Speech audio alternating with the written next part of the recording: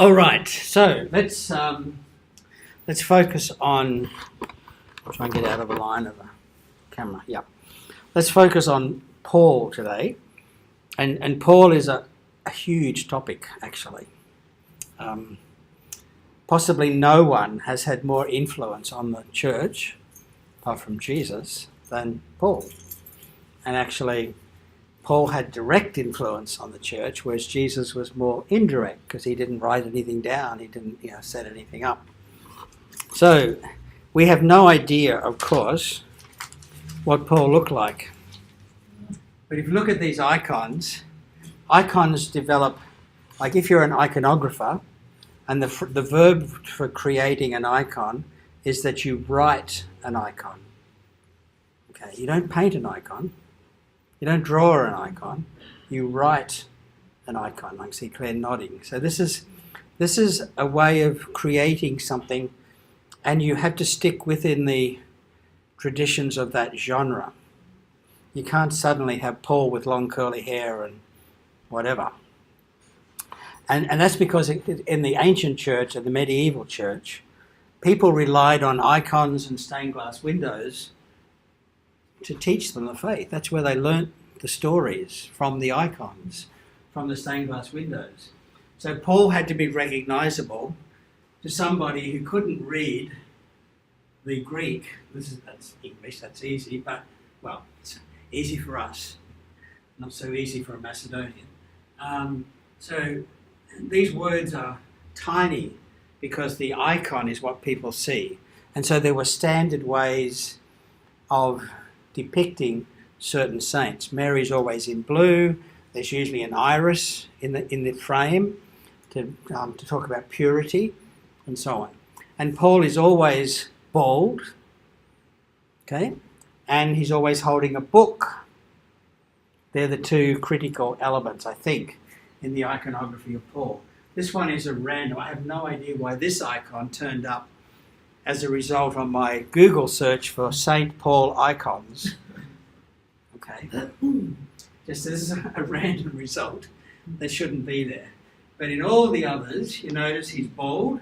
There's just a little tuft of hair in the middle of his head. He's almost always holding a book or scrolls, which is actually, that's more original, of course, the idea of scrolls rather than codex.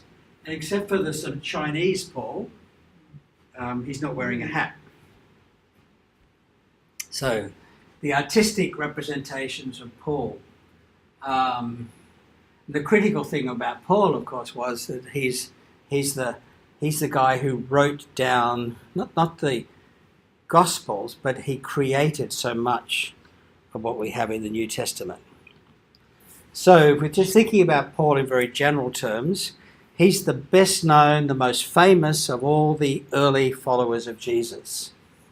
Technically, Peter outranks him, but, really, Peter left very little influence on the church. Peter didn't leave a footprint in the way. And remember, most historical figures leave no footprint for the historian to find.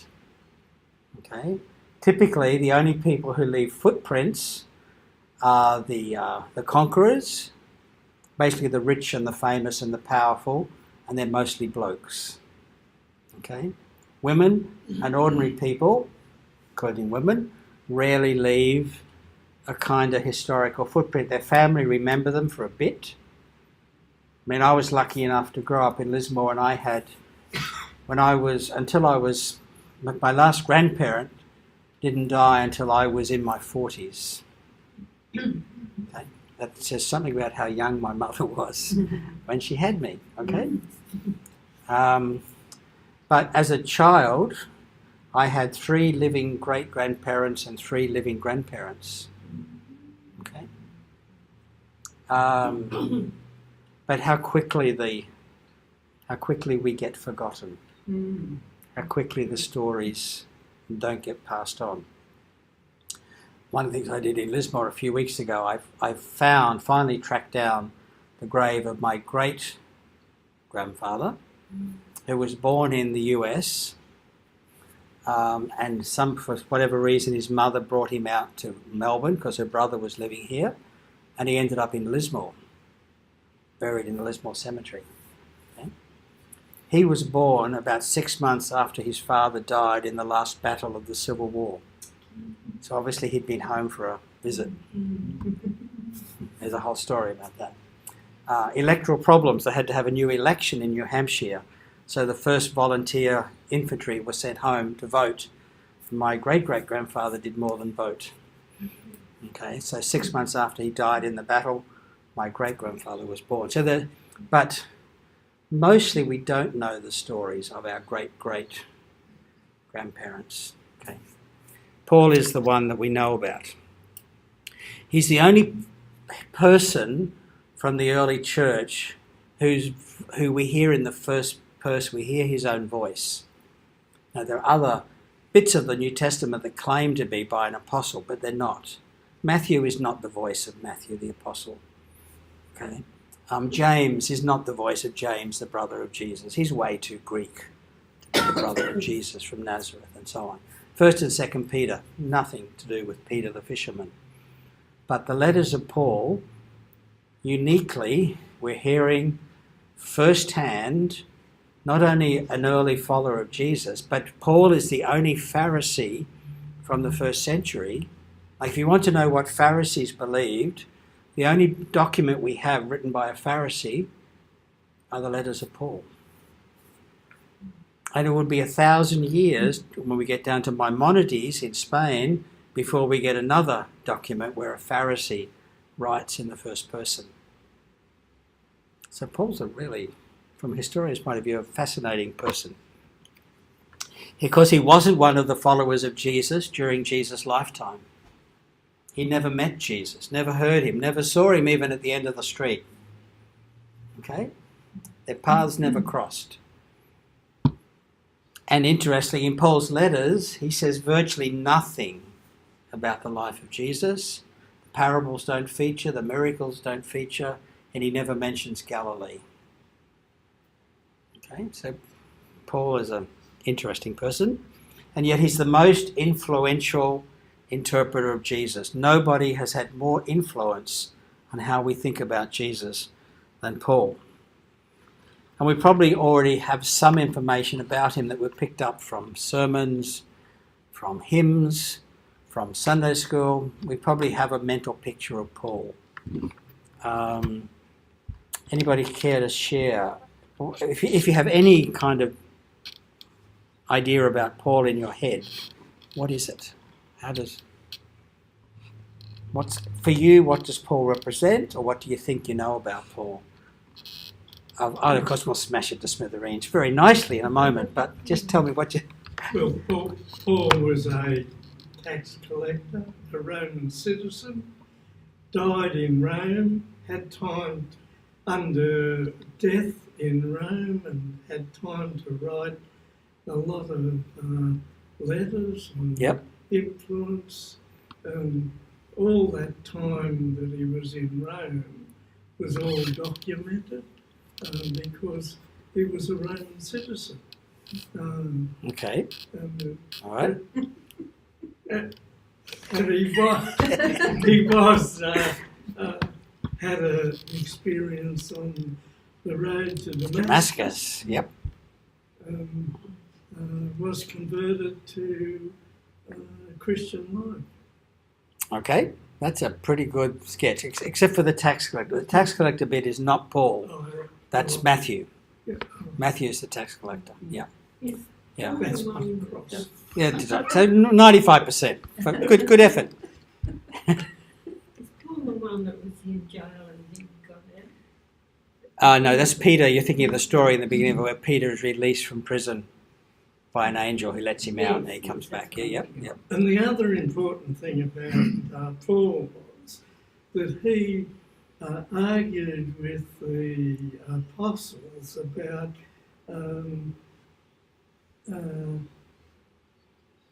accepting uncircumcised people into the Christian, into the Gentiles in general, and in the case of male Gentiles, and I think all of us are Gentiles and a few of us are males. But yes, Paul is the apostle to the Gentiles, to the nations. And his ministry was not particularly about Jewish people. It was about, well, what they would have called Greeks. Because Greek didn't mean you lived in Greece. Greek meant you spoke Greek and you were part of the international kind of social order. Today we'd say Western, a Westerner, whether you live, no matter where you live in the world, that kind of thing. Okay, any other tidbits of information about Paul? He seems very certain. Yeah, he was a polemicist. He was a Tony Abbott of the first century. I mean, he knew exactly where he was coming from. He spoke his mind. Yep. I wouldn't have rated too. I'm not suggesting Tony Abbott is on a par with Paul, but he's an argumentative sod. You don't want him on parish council. God, that'd be just awful. Having him on parish council. Yeah, Didn't the apostles not accept him in the early stages? Yeah. So there's a ambivalent relationship between Paul, who's an outsider, and the 12 who are running the show after Easter. And this other clown turns up and says, I've seen Jesus too. And they're like, really? You weren't even here? Like, hello? Yeah. So he had a difficult run to gain acceptance. Yep. All right. Now we'll unpick some of that stuff as we go along, because some of it is coming from the book of Acts rather than from the letters of Paul, and some of it is just kind of our guessing what things must have been like, and some of it is, it's the kind of character he was. So the question is, that image of Paul, the guy who's running around everywhere setting up new churches, he'd stay for a few weeks and he'd leave a parish behind him. Okay? An amazing, energetic kind of person, but of course even that comes from the book of Acts, not from his own letters. The other thing, of course, is that Paul presumably wrote many, many, many more pieces of writing than have survived. What survives from antiquity is largely an accident of place and of climate and of other kind of factors. The politics, who's in power, who's burning the documents that belong to the other side, and who's preserving the documents because they belong to our side. All of that. So the fact that we have, and I'll show you in a minute, 30 or so documents that claim to be by Paul, most of which don't get into the New Testament, but still, in the 2nd or 3rd century, you went into a bookshop and asked, well, you've got anything here by Paul? Well, we've got a whole shelf of things by Paul. Oh, really? How do I know it's real? Okay. So we'll look at that in a moment, because remember, we're trying to excavate, dig into what we know about Paul. So this is how we're going to do it today. We're going to start with the literature which claims to be by Paul.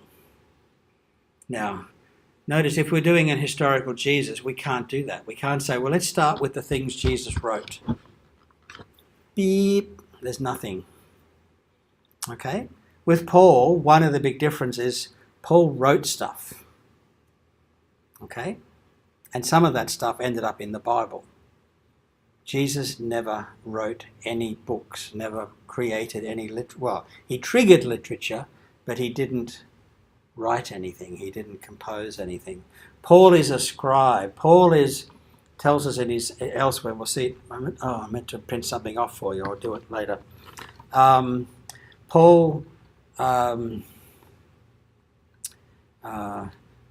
is somebody he's been trained as a Pharisee, as he tells us, and he's a book guy. Okay.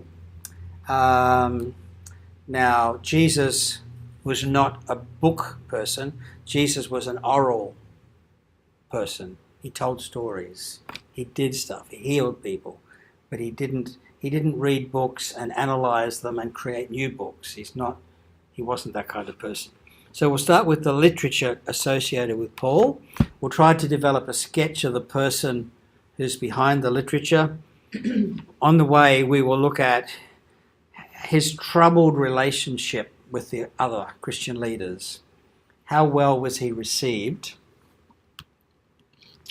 And then we'll wrap up by just very, very briefly looking at his what were the big ideas in Paul's thinking, and then a little bit about his legacy for us. What's the relevance? What's the legacy we receive from Paul?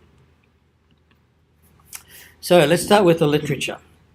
In the New Testament, which is, remember, is 27 books, okay, of varying length. Some of them are one page, some of them are several pages, many pages. 13 of the 27 documents in the New Testament were believed by some people at a critical point in history to be written by Paul.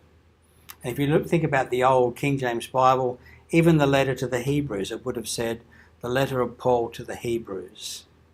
Now these days, almost nobody thinks Paul wrote the letter to the Hebrews. And even in the early church, the people in Antioch and the people in Alexandria had different views. But the people from Antioch were saying, we know Paul didn't write it, but we know that we won't get it voted in unless we say it was, because the Egyptians, they think Paul wrote it. So you can see the way the politics were working at the synod. Gee, fancy that. As early as the 3rd or 4th century. So there are 13 out of 27 documents, and all of them are letters, which is interesting. Okay? The only genre that Paul created were letters. He didn't enter the short story competition. He didn't write a novel. He didn't write a gospel. Okay? He didn't write the Acts. He just wrote letters. And that tells us something about the kind of dynamics of his ministry. Okay? He was always sending messages because he was always moving on, but he had to stay in touch with the people he left behind. That makes up about a quarter of the New Testament, actually, is coming from, I know it's almost half of the numbers, but in terms of words, about 25% of the New Testament is connected with the legacy of Paul.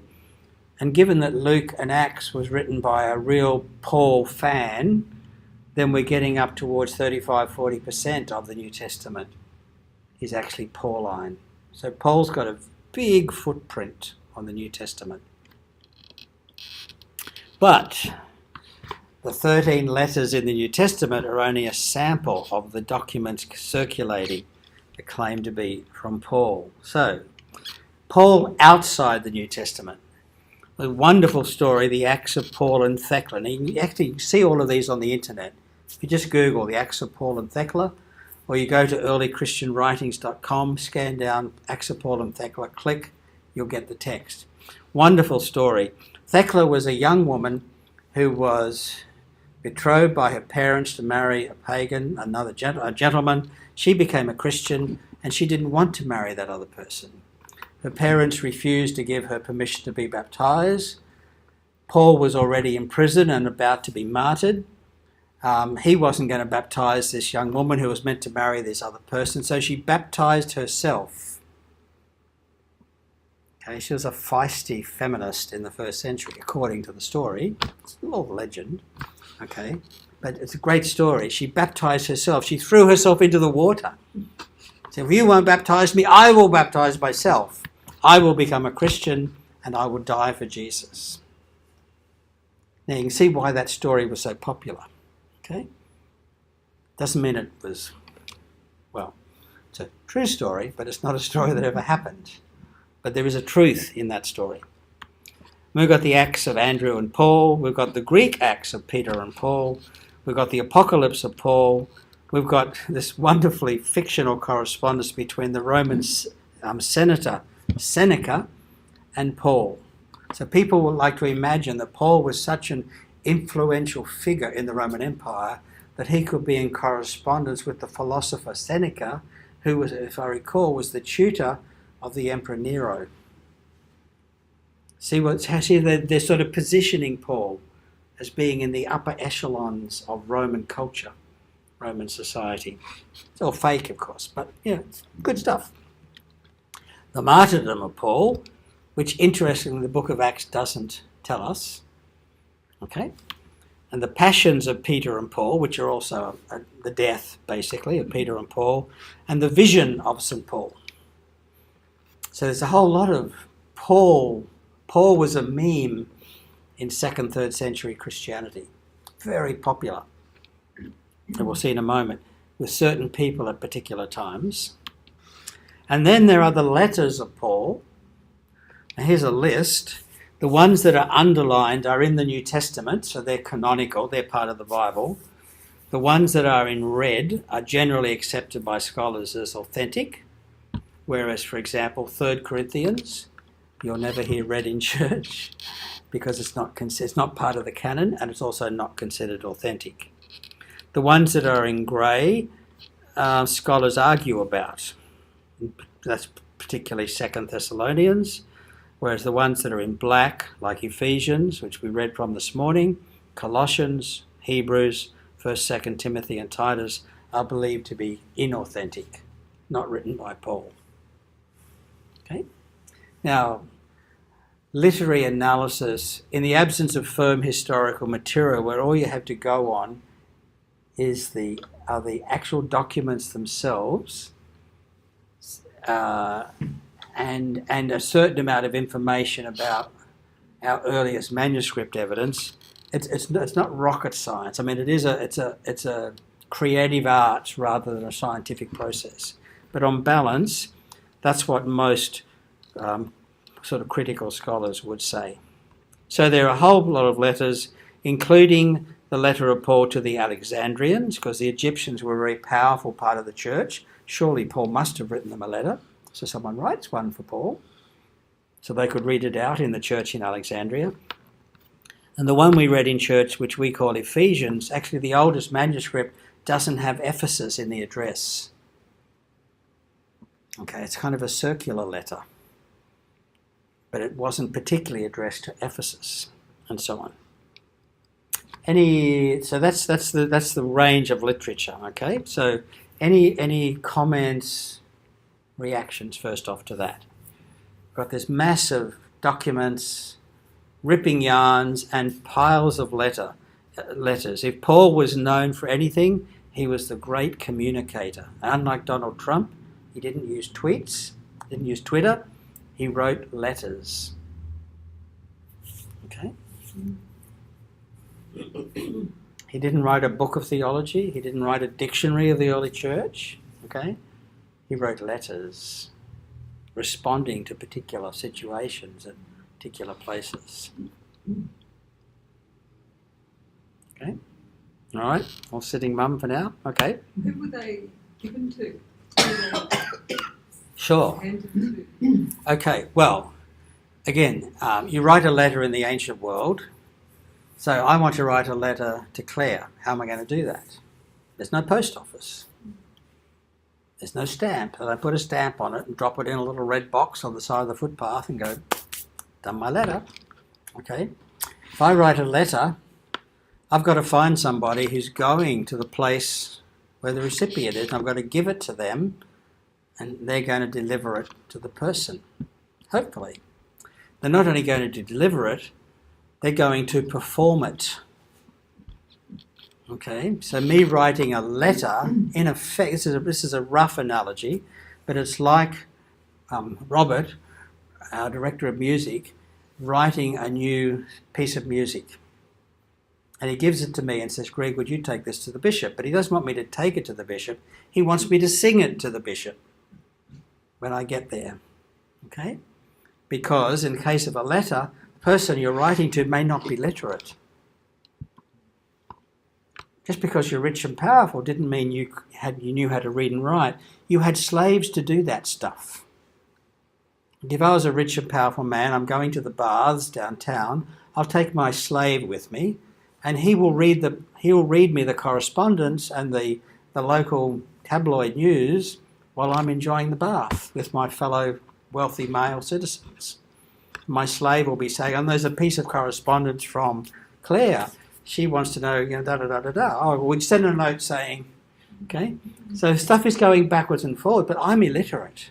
I can neither write nor read. It's okay, I have someone to do that. It's like a tax accountant. We have someone to do that for us. We don't have to be able to do it ourselves. Famous case in the 4th century, early 4th century, late 3rd century, no, late 4th, early 5th, where, goodness me, blank. The Latin Vulgate, the translator of the Latin Vulgate, whose name has just escaped me for the moment, Jerome. Jerome is in Bethlehem, living in a cave, which is now underneath the Church of the Nativity, and he's creating a new translation of the Bible into Latin, which we call the Latin Vulgate. And he gets into an argument with St. Augustine, who's in North Africa, and they're writing letters to each other. But before the letter arrives, everybody else in the empire knows what they're saying to each other, because the correspondence is being opened and discussed, before the physical letters reach the recipients. So letters are, the fact that Paul is the great letter writer, and he has a standard way of doing letters, which we won't have time to talk about today. Now, there's another guy we need to know about to understand Paul. It's a gentleman called Marcion, and Marcion is officially a heretic. Okay, it doesn't mean you don't want to have dinner with him. He's probably a really interesting character, but he's one of the early heretics of the church. Not so well known these days, but Marcion is the guy who gives us the New Testament. Accidentally. Okay? He lived between 96 and 165, and he was at his peak of his influence around 140, so middle of the 2nd century. He was from a wealthy family on the southern coast of the Black Sea, northern Turkey today. His father was a shipbuilder or ship owner. He was very well off, very powerful, just the kind of guy you want as dean, because he could run the parish from his own money. Okay? And he went to Rome. He became a presbyter or priest in the church in Rome. They were very happy to have him there because he came with a checkbook. Churches always like people who come with a checkbook. But eventually there was a parting of the ways. Marcion was a huge fan of Paul, but he hated the Jews. Okay, so he published, now eventually Marcion and his churches separated from the mainstream, and for the next 50 to 80 years there was touch and go as to which would become Christianity. I mean,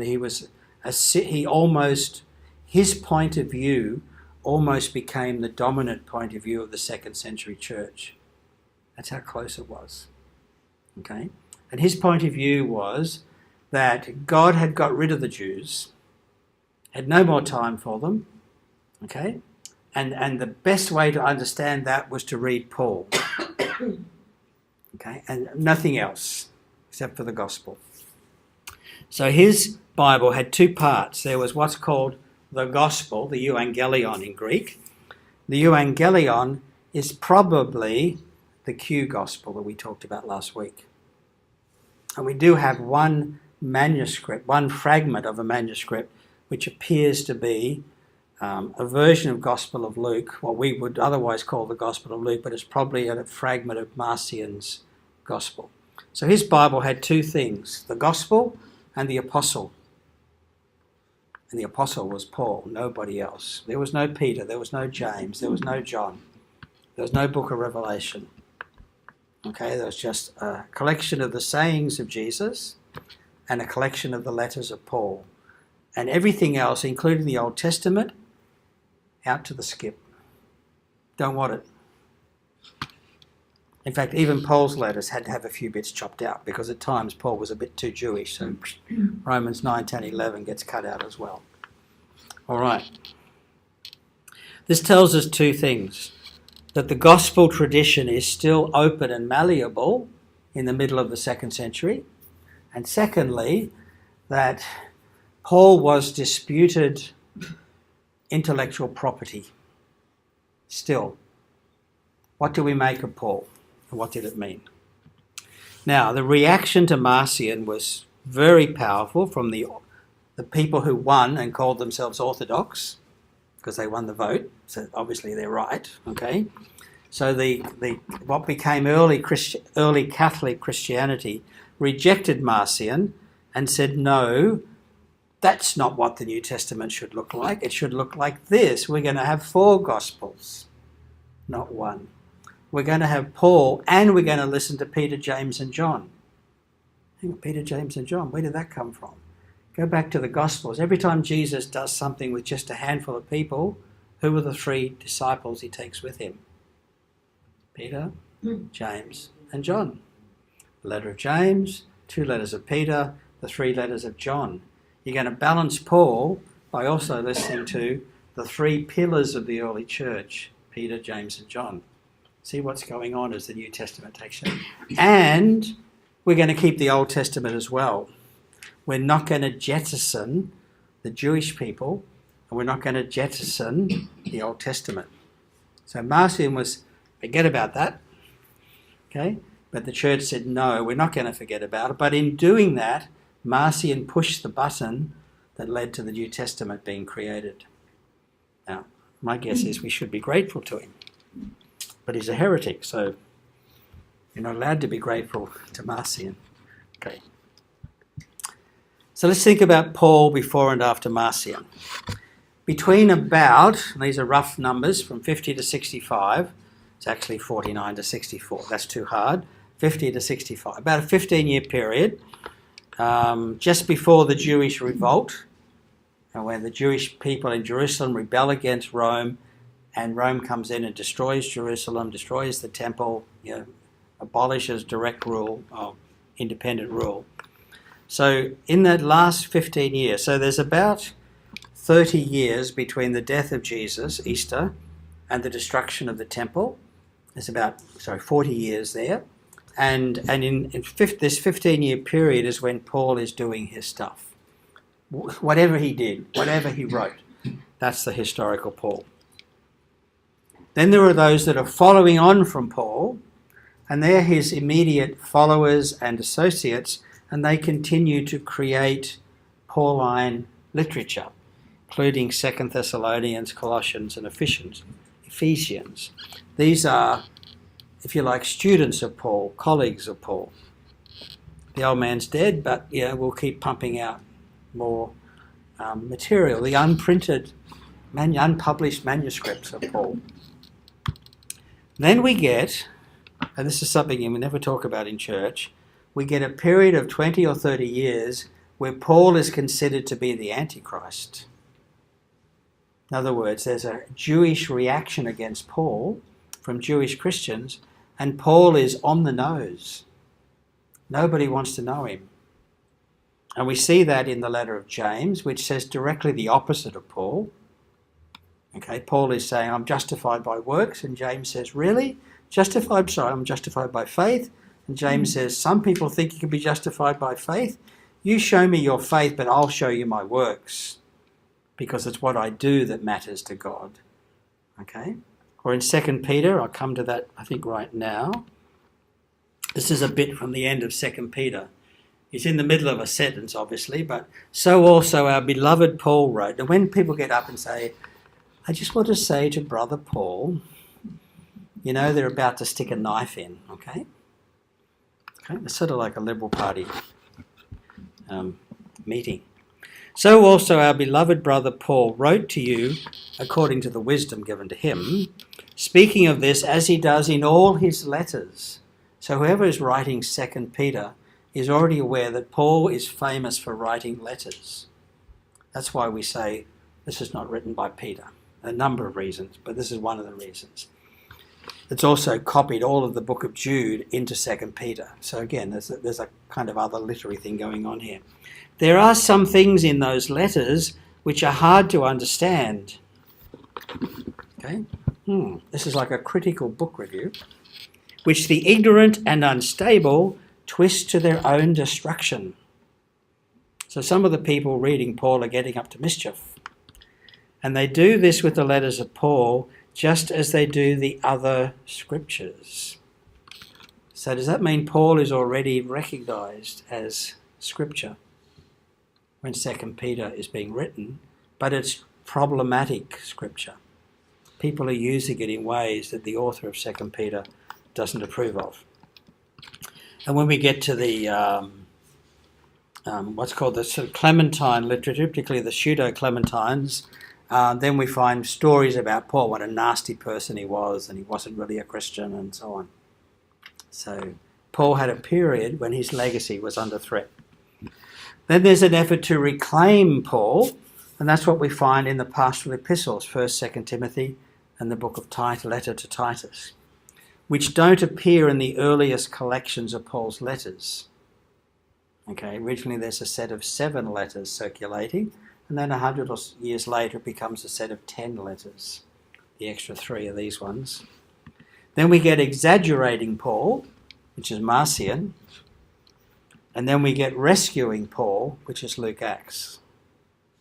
And Luke is the guy who comes in and does a recovery job and says, actually, Paul was a really nice guy. I don't know what everybody's getting upset about. And Luke Acts is the answer to Marcion.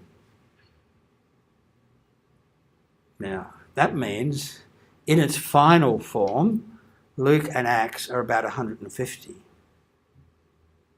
And if you did a quick poll of all the other clergy in Grafton, they'd be horrified at that idea. Okay? So I'm just saying. So let's go digging for Paul.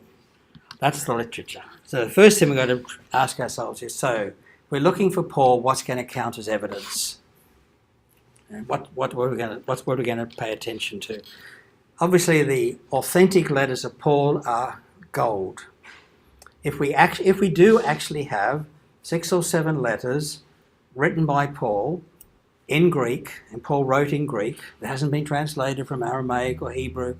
Paul wrote in Greek, which is an interesting thing itself. He was communicating with Greek-speaking people in the eastern end of the Roman Empire. If we do have authentic letters written by Paul, that is pure gold. I was listening to a podcast this morning while I was at the gym, starting to work on my health. And this person was talking about, even with the death of Julius Caesar, we know it happened because the coins changed. But the first written description of the death of Julius Caesar is more than 100 years later. Suetonius. Okay? So if we've actually got documents written by Paul in his lifetime, because you can't write them any other time, obviously, that's historical gold. And then we've got the Acts of the Apostles. And most of what we think we know about Paul comes from the Acts of the Apostles. Okay?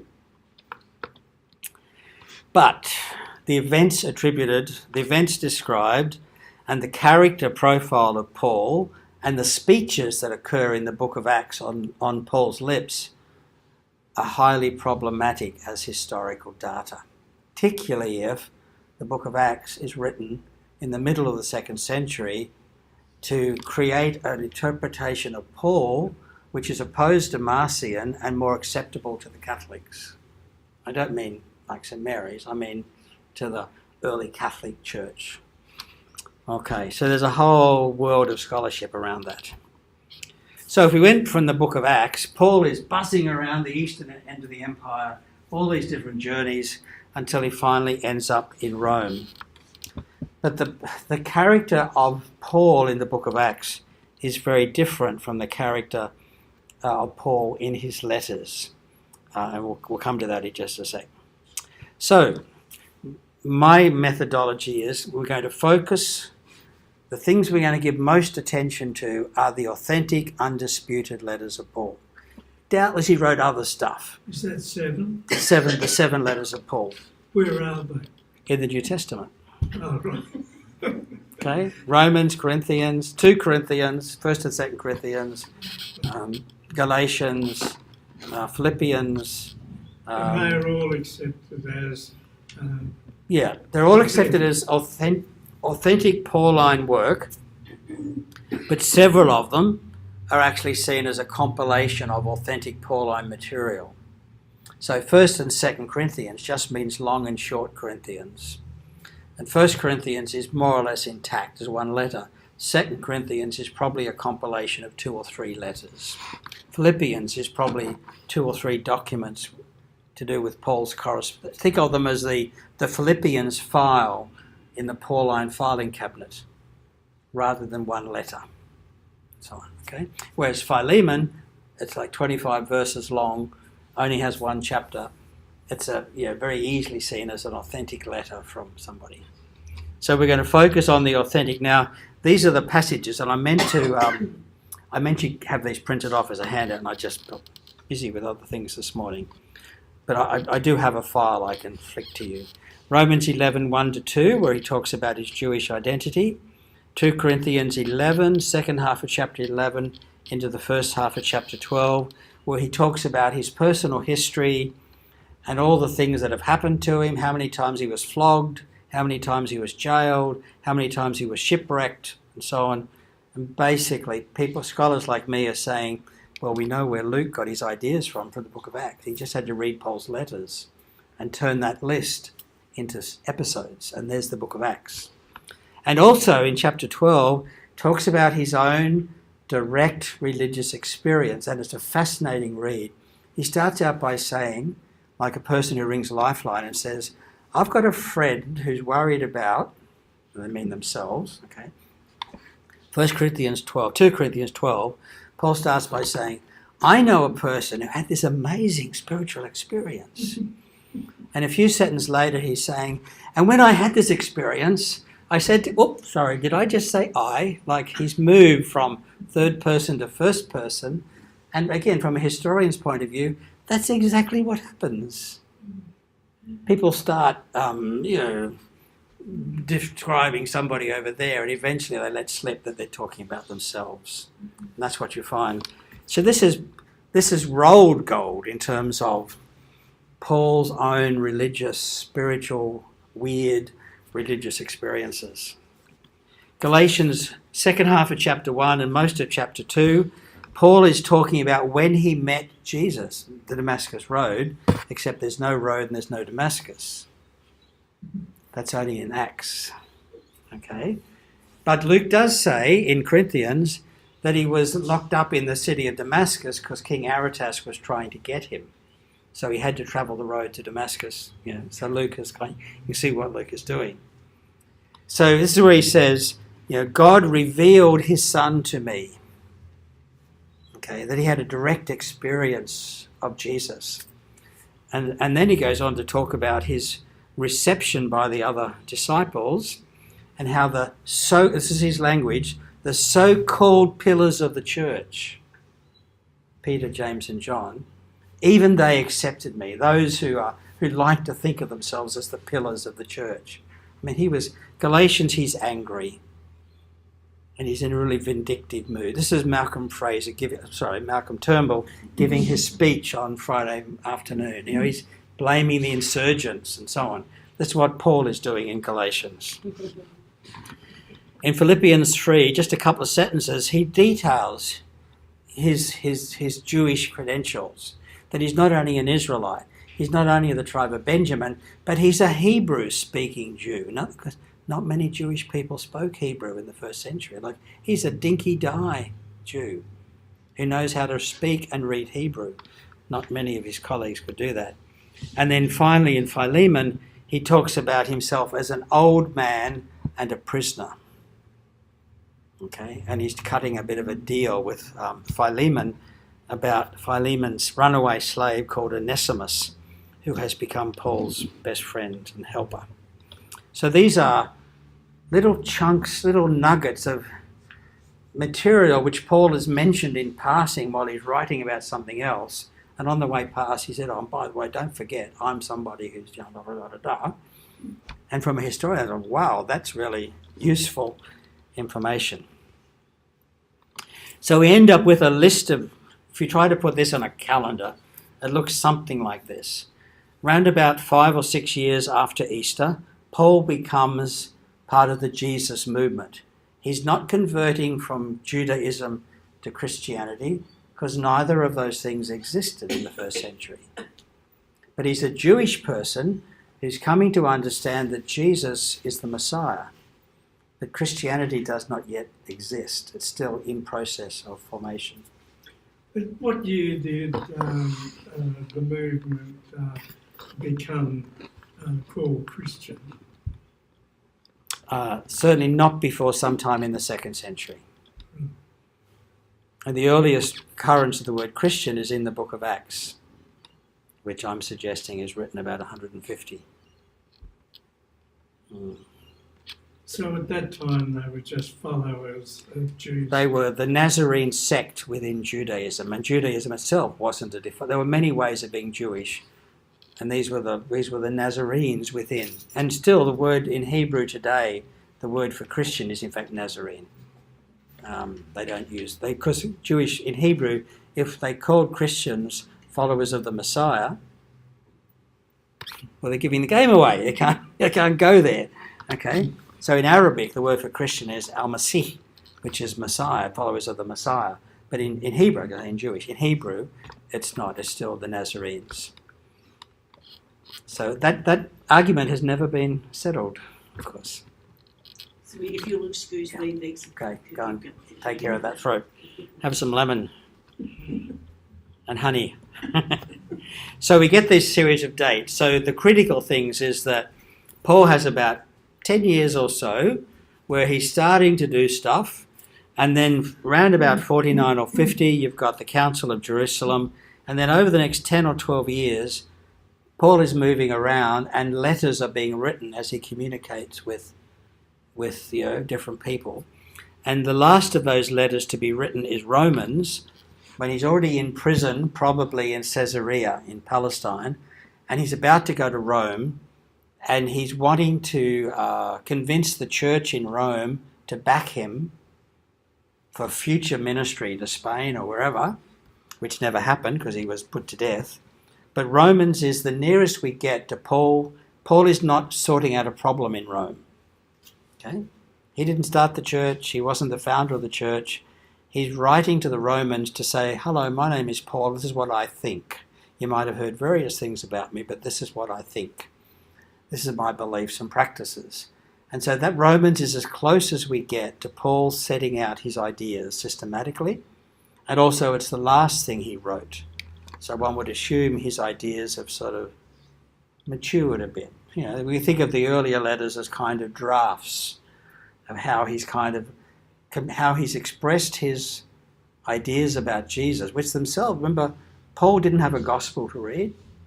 Paul didn't have any other bits of the New Testament. He's having to make this up as he goes. So he's having to kind of work out which way is up and keep going at the same time.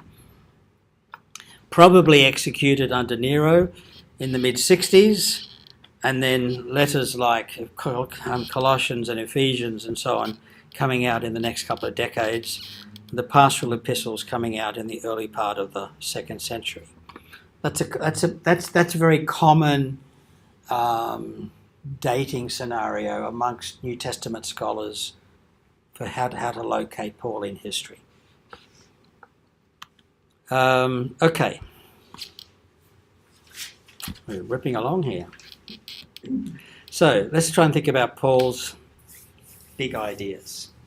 Again, we could spend weeks on this. And interestingly, one of the differences between Sydney Diocese and the rest of the Anglican Church is that the Sydney Diocese privileges the letters of Paul over the Gospels. They'll use phrases like, the Gospels are descriptive, but Paul is prescriptive. Okay, the Gospels are describing what Jesus did, but Paul is telling us how to be Christian. So Paul is more important than the Gospels for a Sydney Anglican. Okay, whereas I would probably go the other way and say, I'm actually more interested in Jesus. Paul's really interesting because he's one of the big early interpreters, but actually I'm really interested in the Gospels. And then Paul lets us see how one of the earliest of the followers of Jesus was putting that into practice. So, the theology of Paul. For reasons I've just said, I'm going to draw particularly on Romans rather than Corinthians or Philippians or whatever, because these are earlier documents. Romans is not only later, it's not only more intentional, but it's also much longer It's the longest of Paul's writing. So he's got more of a chance to spell out his ideas. I've just said that. It's one of his later letters, and it was written for the purpose of introducing himself to the people in Rome. He wanted to outline his understanding of the gospel. He wasn't dealing with a pressing pastoral problem in Rome, and he's writing to a congregation which he had not set up. And so while he knows the names of a couple of people there, because, with the way the early Christians moved around the empire, the social segment that the early Christians were successful in connecting with were relatively mobile, economically independent Jewish and Gentile business people, basically. And sometimes their business would take them to Rome and for a period of time. So Paul knew a couple of people in Rome. Interestingly, at the end, chapter 16, which may be an addition, like an appendix, but in chapter 16 he starts thanking various people, including Alexander, the father of Rufus, and somebody. So, he's sort of dropping a few names to let them know that he's not entirely an outsider. Okay. So this is just a list, and we could spend time on any of these, but this is just a list. These are what I think are the really big ideas in Paul's understanding of life and faith. Firstly, the righteousness of God. Now that's a really old-fashioned kind of theological term. It means when Jewish people and when early Christians talk about God being righteous, they don't mean that God is pure or sinless. They mean that God is faithful. That God will always do the right thing, and he will vindicate the people who are victims. Okay, so that's what they mean by the righteousness of God. It's not a personal attribute of God that God is righteous, but that God always acts to bring about what is right, to bring about what is just. Okay. Secondly, the faithfulness of Jesus. For Paul, Jesus is a second Abraham. This is really critical for his thinking as a Jewish person. The Jewish people understood themselves as the children of Abraham, and that God blessed Abraham and his descendants. And Paul is going to say, yes, that's true. God blessed all the Jewish people because of Abraham, and God has blessed everybody in the world because of Jesus. He's taking that idea but expanding it. So the faithfulness of Jesus becomes like a second Abraham. Jesus is also a second Adam. One disobeys, the other obeys. And this is seen particularly in Romans Romans chapter 5. Romans 4 is the Abraham stuff. Romans chapter 5 is through one man sin entered the world, and through sin death. Through one man righteousness entered the world, and through him life. But particularly seen in one of his earlier documents, 1 Corinthians 15. For Paul, the person who is in Christ is somebody who is transformed and totally renewed because of the Spirit of Jesus in that person. Now, this is something where Paul and us have probably tended to go separate ways in the last 2,000 years. For Paul, as a first century Jewish Pharisee, God will never abandon the Jewish people. That's absolutely part of Paul's bolted-on theology. He's bringing the Gentiles into the party, but he's not kicking the Jewish people out of the party. Okay? The church is going to do that within 100 years of Paul, particularly with Marcion, but others as well. So affirming the permanent blessing of the Jewish people because of the faithfulness of Abraham, and nothing to do with the cross. Now if we actually take this seriously, this really requires us to stop and rethink what we believe was happening at Easter. Okay? The Jewish people are God's people because God chooses them to be God's people, not because Jesus died on the cross for them. Okay? In other words, the cross of Jesus is not foundational for the whole of humanity. Now that, again, that's not something you'll hear being said in other places around town or other places around the diocese.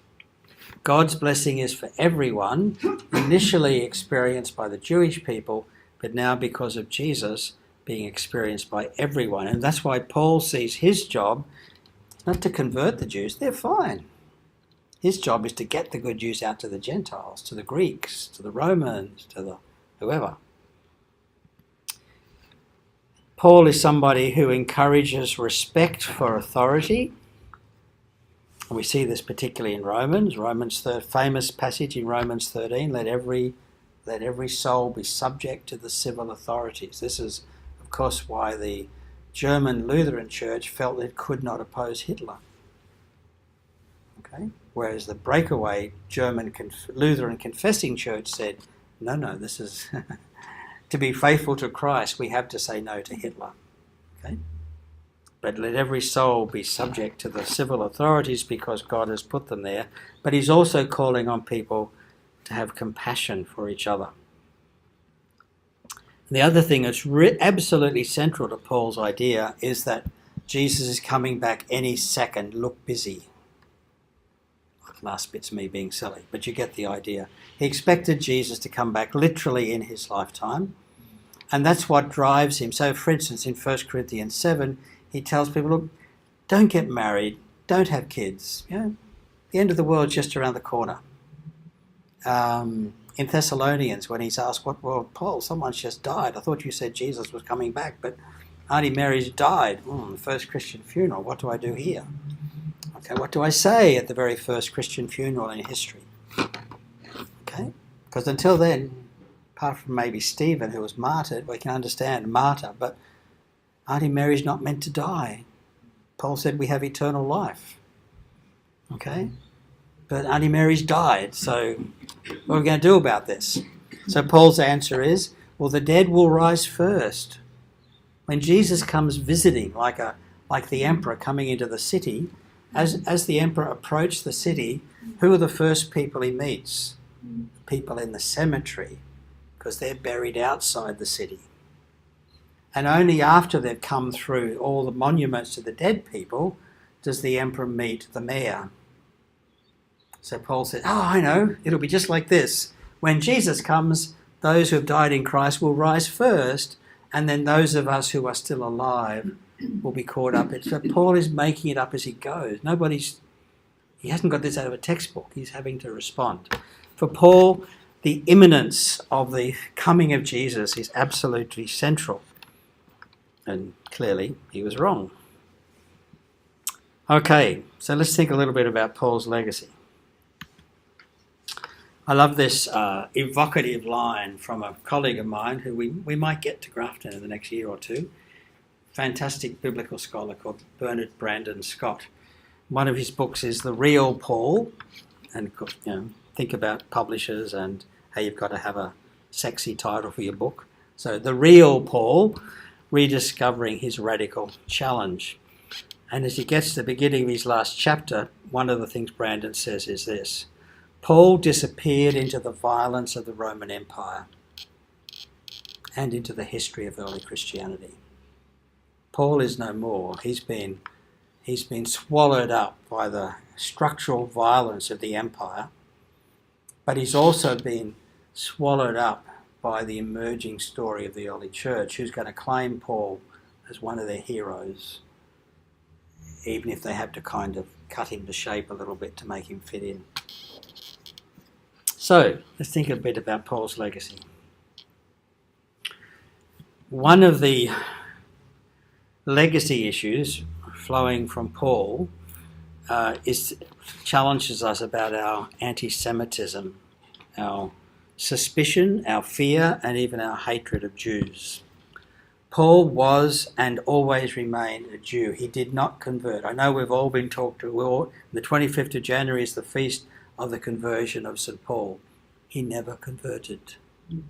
He never changed his religion.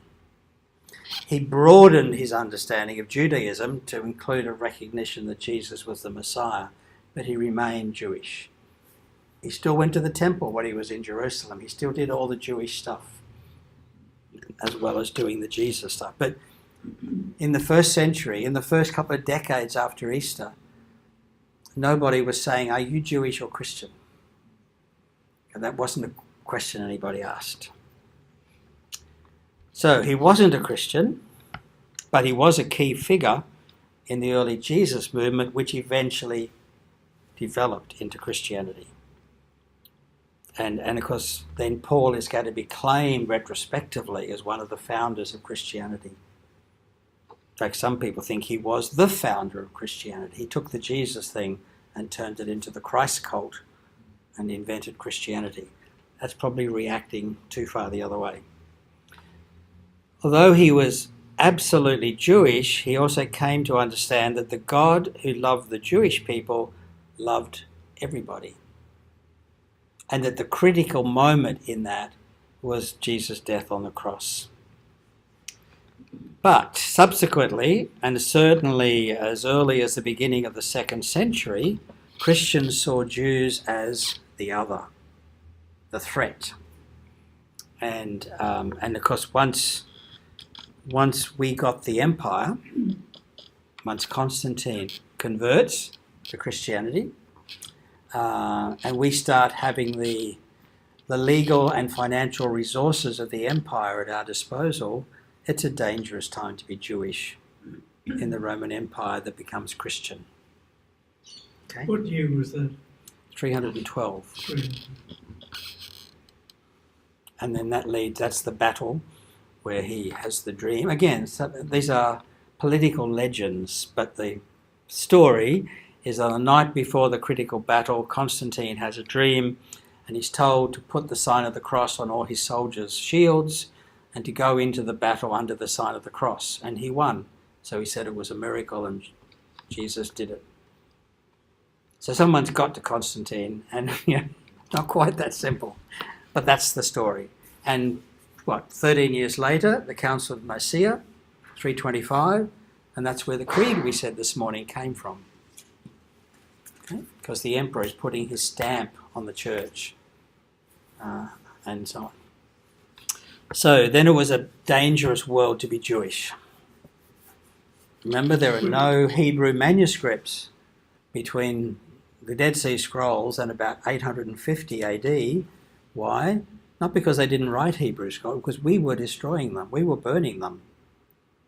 Okay, we were trying to stamp out Judaism for 800, 900 years. Sorry? No. Let the question go? Okay. So, were they persecuted at that time by the Christians or by the Romans? Jews. Jewish. Well, the part of the backstory here, remember, is you've got the Great Rebellion in 66, which led to the destruction of the Jerusalem and the temple and so on. And then there's another Jewish revolt in the provinces in Egypt and so on in the 80s, late 80s. Then there's a second Jewish revolt in Palestine, 115 to 117, at which point Vespasian says, okay, no more Jews in Palestine. In fact, let's call it Palestine, which means Philistine. Okay, let's call it Palestine, no longer Judea. Now, he chose that name because it was the ancient name for the country, but, he was basically eradicating the Jewish presence in Palestine, renamed Jerusalem Aelia Capitolina, and banned Jewish people from entering the city. That's 115, 117. 132 to 135, you get the Bar Kokhba rebellion, another messianic apocalyptic rebellion. And this time the Romans decimated the Jewish population in the Galilee, just basically wiped them out. And so for almost not quite 100 years, but from the mid-60s to basically 140, Rome was having trouble with the Jews. Where was Rome going to recruit, as in conscript, the soldiers to fight in the Roman legions against the Jews? From Turkey and Syria, what we call Turkey and Syria. Where was the Christian population strongest at the time? Syria, Turkey. so are you guys Jewish?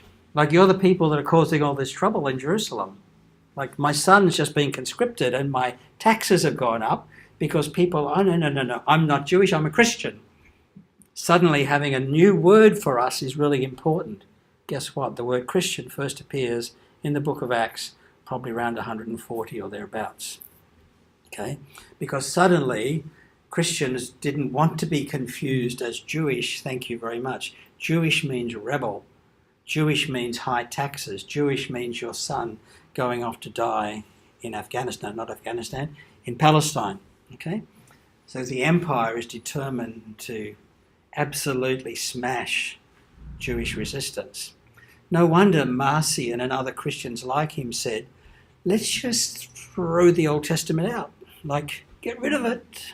Because it was Jewish. We don't need any of that Jewish stuff. If we want to survive in the Roman Empire, we've got to be cleanskins. And the early church said, no, Marcion.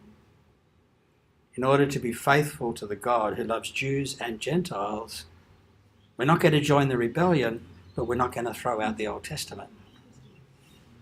See what's going on there. So, yeah, so I find it a fascinating 100 years or so, as now you do get a religion called Judaism, and you do get a religion called Christianity, and they're no longer seen by the Romans as the same thing, which also means Christians are now illegal.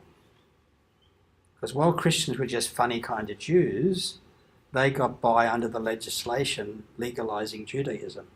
But once Christians say, no, we're not Jewish, so you're not Jewish, so you'll come and sacrifice to the emperor. No, we can't do that. Well, who are you? And so you begin to see in the Roman documents, they're talking about this sect of people who won't sacrifice to the emperor, and they worship their God called Jesus. And so Christians are beginning to emerge, and that's when you get the Roman persecution of Christians beginning to happen as well. Does that mean they kept their identity as Christians sort of secret? I'm thinking of those who knew their identity, who were Christians by, say, the sign of the fish in the sand. Yeah, I'm not sure that ever happened, but I know it's in the robe. It's in a novel, yeah. Well, not run around and say I'm a Christian. Well, it was certainly, if you read the letters of Pliny the Younger, because Pliny the Elder is some years earlier, his father. Pliny the Younger was a Roman governor in part of Turkey, Bithynia, I think it was, and he writes back to the emperor, I think it might have been Vespasian, but he writes back to the emperor, Trajan, it might have been, he writes back to the emperor to say, what are we going to do about this group called Christians? I've been told we're to persecute them, but they seem perfectly good, law-abiding citizens. They just do weird stuff on Sunday morning. And so the answer was, you only persecute them if somebody dobs them in. So if somebody denounces their neighbour as being a Christian, then you will ask them, are you a Christian? And are you willing to offer a sacrifice to the divine emperor? If so, you can go home. If not, well then I'll have to confiscate your property, I'm sorry, and punish you. So that's when but it's exactly in the same patch of dirt where there are more Christians than anywhere else in the world. There are also more Jewish diaspora than anywhere else in the world. And being Jewish is now socially, politically a problem. So this is what's going on. And Marcion and the finalisation of the Pauline legacy in early Christianity sits right in there somewhere. We don't have enough detail, but I mean, what's happening in the 2nd century is almost as important, really, as what was happening in the 1st century. So Paul is, of course, Paul did none of that stuff. Paul's dead before the Great Rebellion breaks out. Okay, he would never have seen this coming. Paul cannot imagine a choice between being Christian and Jewish. That's not where he is. And indeed, in Romans 9, 10, 11, Paul actually talks directly about this. Is 3 of the chapters Marcion wanted to cut out of Paul, where Paul actually says, the Gentiles are being grafted into the olive branch, olive vine, olive tree, but don't be so proud as to think you are the tree. Well, that's exactly what happened by the end of the 2nd century. There was no place for Jewish people in Christianity.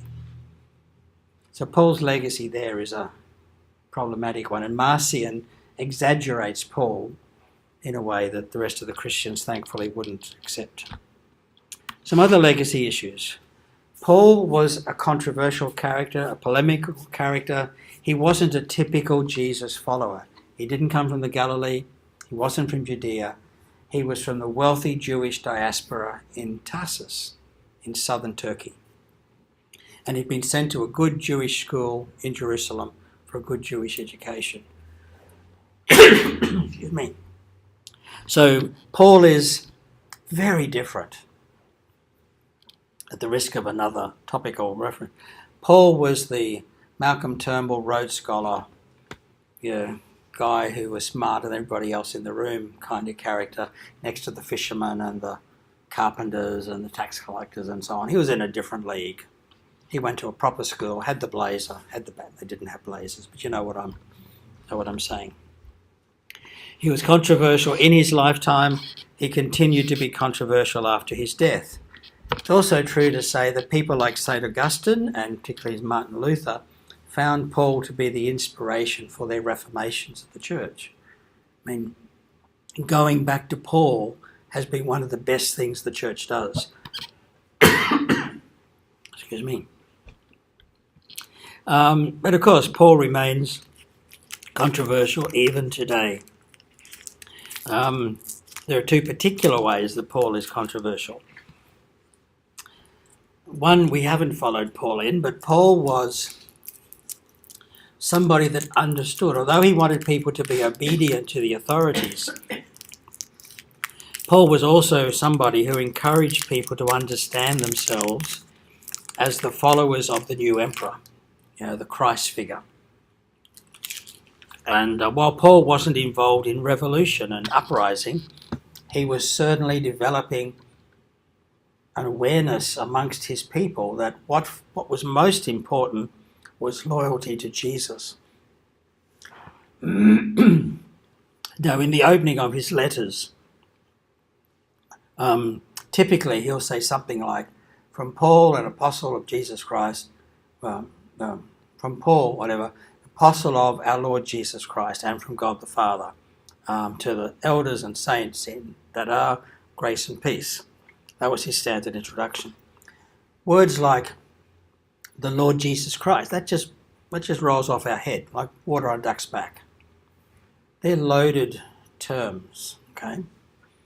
If we tried to translate those three Greek words into English words which would express what they meant to Paul's addressees, it was, and Jesus, our anointed ruler. Jesus, our anointed ruler. In other words, not the emperor. Excuse me. And we've got no kitchen to get a glass of water. No, it's fine. I'll just try to push on. So, whereas what the Christians did was, we went into a hostile merger with the Roman Empire in the time of Constantine. We blended Jesus and the emperor. And we became the empire, and the empire took over the church. Okay? Now that's 300 years basically, from Jesus dying on a cross to the Emperor of Rome convening the Council of Nicaea. A very different track was taken by the church. Paul's attitudes to women and towards gay people is also something that some Christians are very happy about, but many Australians and many Christians, many church leaders and so on, would take a different position on the dignity of women and the dignity of gay and lesbian persons. Paul is reflecting a much more rigorous, Paul liked neat categories, and he didn't like the categories to get confused. Okay, light and dark, male and female, slave and free, keep the categories very clear. So that's one of the legacy issues for Paul. Paul is one of the texts that is invoked in arguments to exclude women from ministry, and also to exclude gay and lesbian persons from the life of the church. Apocalypticism and normalization. Wow, they're big, heavy words, aren't they? Apocalypticism is the mindset that says the world is about to end and we've got to take our place in the cosmic struggle between good and evil. This is Bin Laden. Okay? These are lots of Christian groups as well. I mean, I grew up in Lismore Church of Christ with exactly that apocalyptic mindset. Okay? Now, Paul, as I mentioned, he did expect an imminent parousia, that's the word for when the emperor comes to visit the city. Okay? We know it better as Advent. Paul expected that to happen in his lifetime. Paul was wrong. And we don't like admitting that. But we are 2,000 years down the track and Jesus has not come back. So, how do we fudge that one? Okay.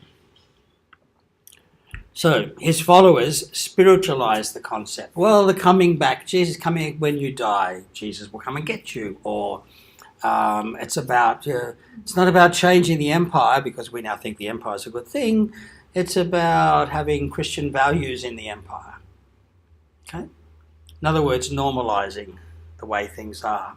Apocalyptic is saying the way things are sucks and God's going to turn it upside down.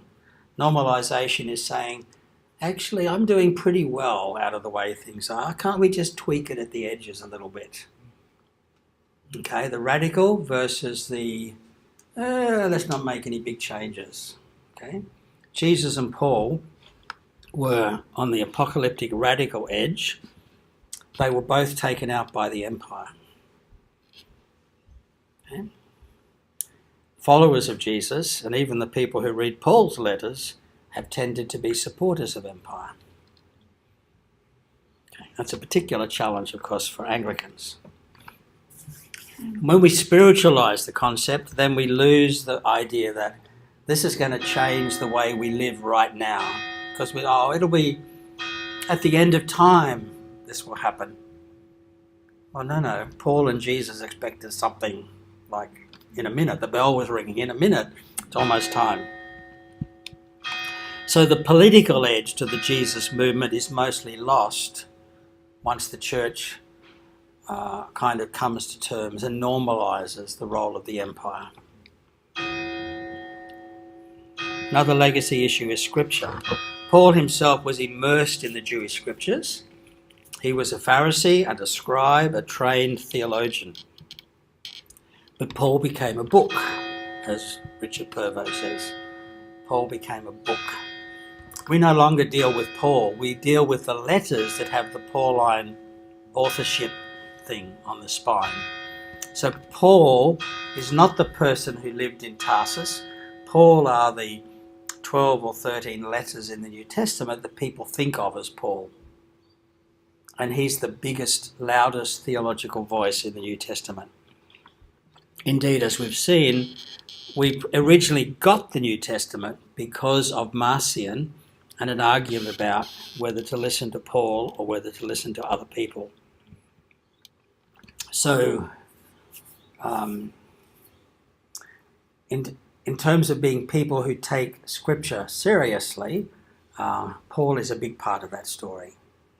Okay? It's often said that Christianity is the only religion to have been born with the Bible already in the cradle, because we had the Old Testament. Christianity started out with the Bible, but the distinctively Christian Bible is mostly a consequence of Paul and his fans. Then there's the death of Jesus. This, for Paul, was the absolute central thing. Jesus dying on the cross. And remember, in the Roman Empire, to be crucified was the ultimate excommunication, persona non grata. A Roman citizen could not be crucified. Had Jesus been a Roman citizen, he could have been beheaded, he could have been killed in any number of ways, but he could not be crucified. Paul would not have been crucified if he was a Roman citizen. He Probably had his head chopped off, fed to the lions, whatever. So to be crucified meant that this was a rebel and a threat to empire. And Paul says the most important fact in the Jesus movement is that Jesus was crucified. And straight away, all the good Romans are going, sorry, I can't get involved with somebody who was a crucified rebel. Okay? To be a Christian is to align yourself with somebody who the empire has already decided to exterminate.